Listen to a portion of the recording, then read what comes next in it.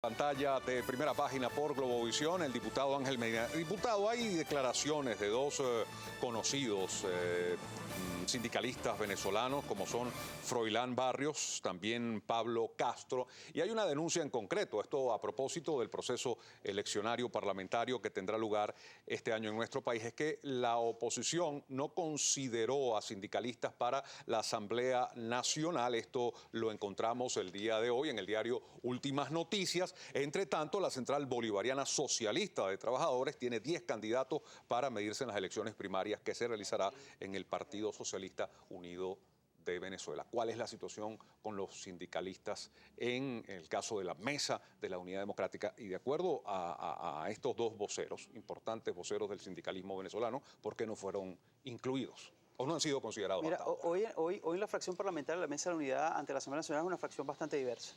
Y hay personas, hombres y mujeres provenientes de los distintos sectores de la vida nacional, y que es bueno que sea plural y que sea diversa y que cada quien represente un sector o una visión sobre la sociedad venezolana. En las elecciones primarias de la unidad que se realizaron hace poco, varios de los candidatos a las elecciones primarias venían del movimiento sindical. Muchos de ellos no conquistaron la victoria, pero participaron en buena lid, y no porque sean o no del movimiento sindical, la gente apostó o no a ellos. Hubo un resultado allí. Ellos están de lleno en la campaña, muchos de ellos están metidos en la campaña, que a pesar de que no quedaron victoriosos, están colaborando con aquel que quedó victorioso, como funciona la democracia.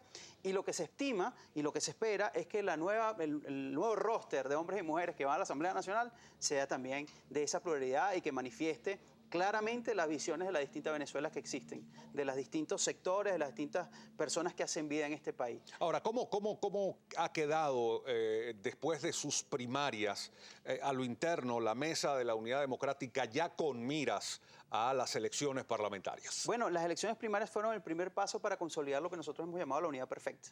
Las elecciones primarias fueron ese primer paso. Ahora vamos a todo el tema de consenso, que es lo que se está trabajando en este momento. Y una vez que se tenga todo esto aparejado... ¿Consenso qué es? Consenso es la reunión de todos los factores políticos que conforman la Mesa de la Unidad y determinar allí cuáles son los mejores candidatos. Y también tener como referencia las elecciones, las últimas elecciones, cuánto sacó cada partido, cómo fue las fuerzas políticas que se manejan en cada estado, reconocer figuras en cada estado, en fin, es hacer un planteamiento político sobre lo que más conviene a la Venezuela, sobre lo que más conviene a la unidad. Vamos ahora a hacer un contacto con Stenins Olivares. ¿Por qué? Porque Stenins, diputado, va a estarle dando lectura a continuación a los tweets que recibimos a través de nuestra cuenta @Primera Página Stenins, con todos los planteamientos que también la audiencia le realiza al diputado Ángel Medina de Primero Justicia, miembro de la Mesa de la Unidad Democrática. Stenins. Así es, Juan Eleazar, bienvenido, diputado, y le agradecemos por favor respuestas bastante precisas porque Gracias. Hay muchísima participación en nuestra cuenta en Twitter @Primera Página. Iniciamos con el señor Héctor Acevedo. Diputado, recorran todos los municipios de Venezuela, ahí están los votos. ¿Qué le contesta? Tiene razón, y eso es lo que hemos venido haciendo en los últimos meses, recorriendo Venezuela, llegando al último rincón, entendiendo que el casa por casa y el contacto directo es superior a cualquier red social, es superior a cualquier instancia de medios de comunicación, que el contacto directo con las personas permite reconocer la realidad, pero además permite llevar nuestro mensaje de cambio en Venezuela.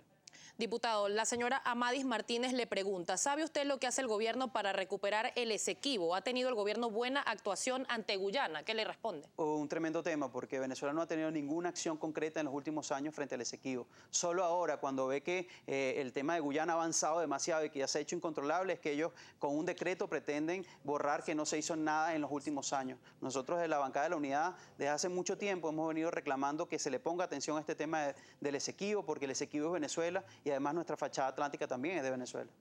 El señor Nelson Gil le pregunta, llevamos más de 15 años con control cambiario y la situación está peor que antes del año 99. ¿Cuál será la solución entonces? Un cronograma, y lo hemos dicho aquí, un cronograma para ir desmontando el control de cambio. Los controles de cambio son coyunturales y no pueden ser políticas permanentes en materia económica. Un control de cambio que inició hace más de 10 años, como tú lo dices, hoy no tiene ningún sentido, y lo vemos cuando vamos a adquirir un repuesto, vamos a adquirir materia prima, cuando vamos al mercado. Esas desviaciones que vemos en los precios que todos los días suben, tiene que ver también directamente con el control de cambio. El señor Rafael Loreto le pregunta, ¿cómo actuaría la oposición si el Consejo Nacional Electoral no convoca elecciones este año? Mira, nosotros no nos estamos planteando ese escenario porque hasta ahora vamos todos los días prácticamente al CNE a colocarle y a decirle al CNE que coloque las elecciones parlamentarias. Es un mandato constitucional, está previsto en el 272 de la Constitución, está previsto en el 42 de la Ley Orgánica de Procesos Electorales y creo que Venezuela necesita una fecha para iniciar el cambio. No es un tema de capricho de quienes están en el poder, es un tema de que Venezuela necesita una fecha para que los venezolanos se expresen en todos los rincones del país.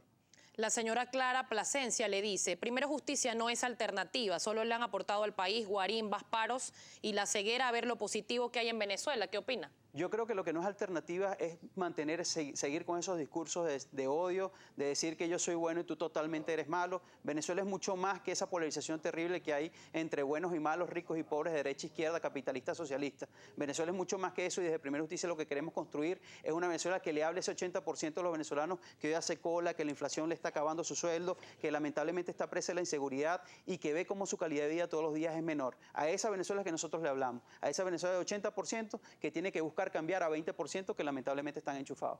El señor Freddy Omar Coronel, la inseguridad está acabando con nosotros. ¿Qué propuesta tiene usted en materia de seguridad? Mira, lo primero es, no puede ser, y lo dice el último informe de Provea, que el 56% de los jueces en Venezuela sean provisionales. Aquí tiene que haber una carrera judicial para que exista una justicia que funcione. No puede ser que la Fiscalía todos los días, hace una semana le aprobamos un crédito adicional enorme para reconstrucción de los espacios físicos de la Fiscalía, pero hoy la Fiscalía se ocupe más de perseguir a los opositores y a los que piensan distinto que de hacer justicia. Ese 90% de impunidad hay que acabarlo. La única manera de acabarlo es un programa de Estado que Tribunal Supremo, Fiscal, Ministerio Público, Defensoría y el propio Ejecutivo y la Asamblea Nacional se sienten a revertir estos altos niveles de inseguridad que existen.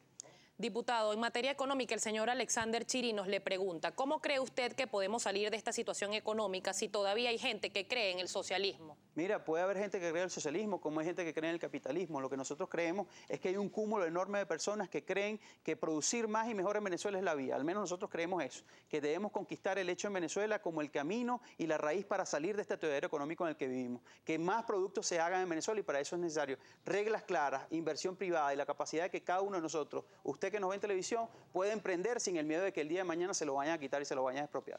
Diputado Ángel Medina, al cierre de nuestra conversación del día de hoy, por supuesto, no podemos dejar de mencionar los casos Leopoldo López, Daniel Ceballos, los distintos llamados que desde diversos sectores se hacen a favor de los llamados presos políticos. Ellos han manifestado que están dispuestos a levantar la huelga de hambre si son liberados los jóvenes que se encuentran detenidos. ¿Cuál es la posición de Primero Justicia y de la Mesa de la Unidad Democrática? Que los que están en el poder tienen que escuchar, tienen que ver que hay una realidad terrible ahí en violación de los derechos humanos. Tienen que darse cuenta de que su odio no puede ser superior a la capacidad de reconciliación del país. Tienen que darse cuenta realmente que quienes hoy están en huelga de hambre no son monstruos, son seres humanos que han vivido una persecución sin ningún sentido, porque hoy en Venezuela no deberían existir presos humanos. Los que están en el poder tienen que darse cuenta que este es un paso más que ellos pueden dar para construir una Venezuela distinta. Nosotros aprovechamos este momento para decirle al país que es momento de entender que somos 80%, que tenemos que construir un país distinto al que tenemos, lleno de odio, de revanchismo y despolarizando.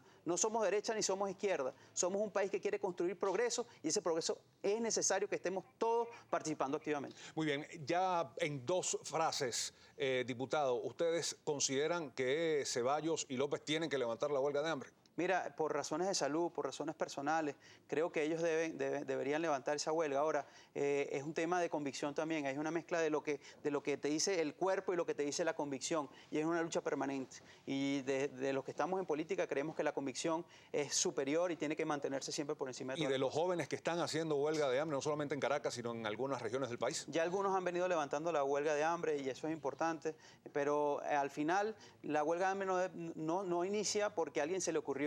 Inicia porque hay condiciones realmente de deterioro en materia de derechos humanos en Venezuela y eso es evidente para los venezolanos y es evidente para el mundo. Vamos a agradecer la presencia en nuestros estudios del diputado Ángel Medina de Primero Justicia, Gracias, miembro de la Mesa de la Unidad Democrática. Seguiremos conversando, diputado, atentos, en cualquier instante volvemos a estar juntos. Son ahora las 7:25.